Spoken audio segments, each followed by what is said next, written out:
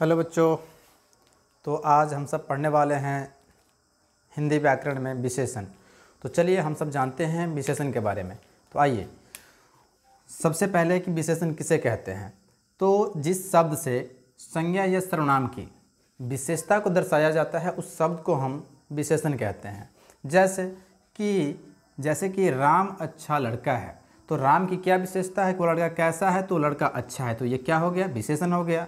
जैसे कि यहाँ पर मान लीजिए एक कि सोहन ईमानदार आदमी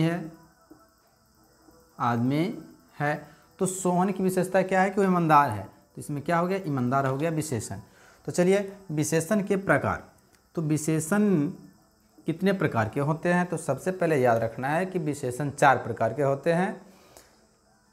विशेषण के 4 प्रकार हैं। पहला क्या है, गुणवाचक विशेषण। दूसरा क्या है, संख्यावाचक विशेषण। तीसरा क्या है, तो परिमाणवाचक। और चौथा है सर्वनामिक विशेषण। अब सभी विशेषण को हम बारीकी से एक एक करके पढ़ेंगे। तो सबसे पहले हम जानेंगे गुणवाचक विशेषण के बारे में। तो चलिए सबसे पहले जानते हैं गुणवाचक विशेषण किसे कहते हैं। तो आपको याद रखना है कि जिस शब्द से संज्ञा या सर्वनाम की गुण, रूप, आकार, रंग इत्यादि को बताया जाए तो उस शब्द को हम गुणवाचक विशेषण कहते हैं। जैसे समझिए कि रमेश का वस्त्र लाल है, तो यहाँ पे रमेश के वस्त्र की विशेषता को दर्शाया जा रहा है कि किस रंग का है, तो लाल है। तो लाल क्या हो गया, उस वस्त्र का गुण हो गया। तो ये हो गया गुणवाचक विशेषण। जैसे कि सोहन ईमानदार लड़का है, तो ये उसका गुण है कि वो लड़का ईमानदार है सोहन। तो ये क्या हो गया, गुणवाचक विशेषण हो गया। तो चलिए समझ गए होंगे कि या तो गुण के बारे में बताए, या उसके रूप के बारे में बताए, या आकार हो जैसे कि बड़ा हो सकता है, छोटा हो सकता है, रंग हो सकता है, तो रंग में उजला, काला, लाल कुछ भी हो सकता है, तो उसके गुण को दर्शाया जाता है। तो इसलिए हम सबको गुणवाचक विशेषण कहेंगे। तो चलिए अब हम दूसरा देखते हैं, ये समझ गए होंगे। दूसरा है संख्यावाचक विशेषण। तो समझिए कि संख्यावाचक विशेषण,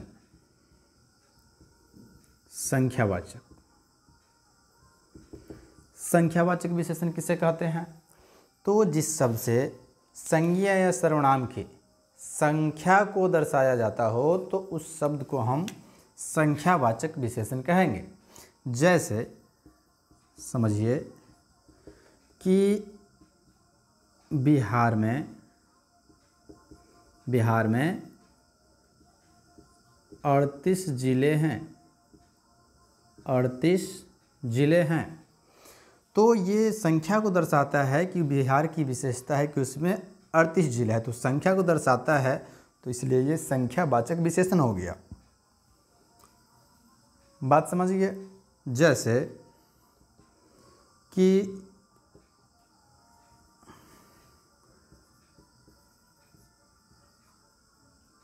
राम के परिवार में 5 सदस्य हैं, तो यहाँ पे इस घर की विशेषता को दर्शाता है कि कितना सदस्य है, तो 5। तो ये हो गया क्या, संख्यावाचक। ये 38 क्या हो गया, तो संख्यावाचक। बात समझ गए होंगे। चलिए उसके बाद एक आता है, तीसरा है ये, इसे है परिमाणवाचक।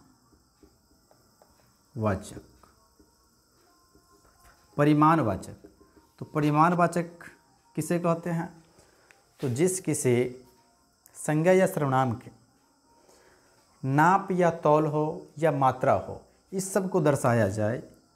नाप, माप, तौल, या मात्रा को दर्शाया जाए तो उस शब्द को हम परिमाणवाचक विशेषण कहेंगे। जैसे कि मुझे 5 किलो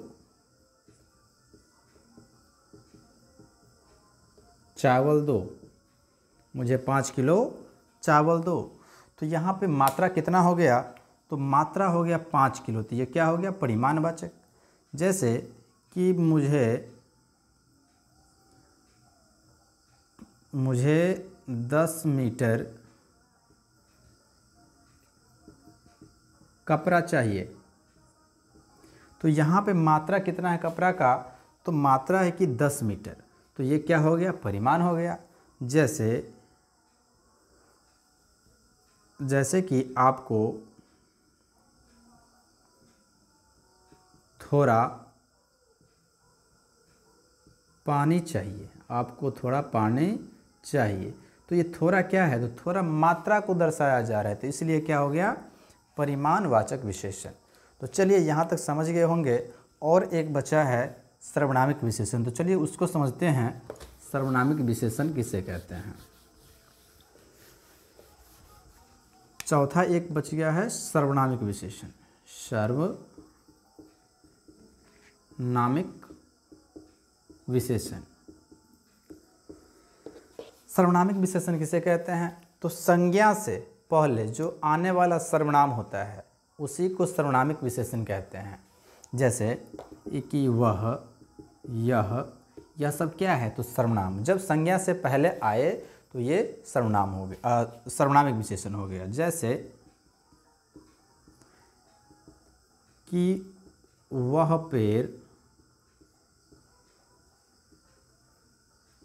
बड़ा है, तो पेड़ क्या हो गया, एक प्रकार का संज्ञा, और उससे पहले जो आया सर्वनाम वह, इसी को हम सर्वनामिक विशेषण कहेंगे।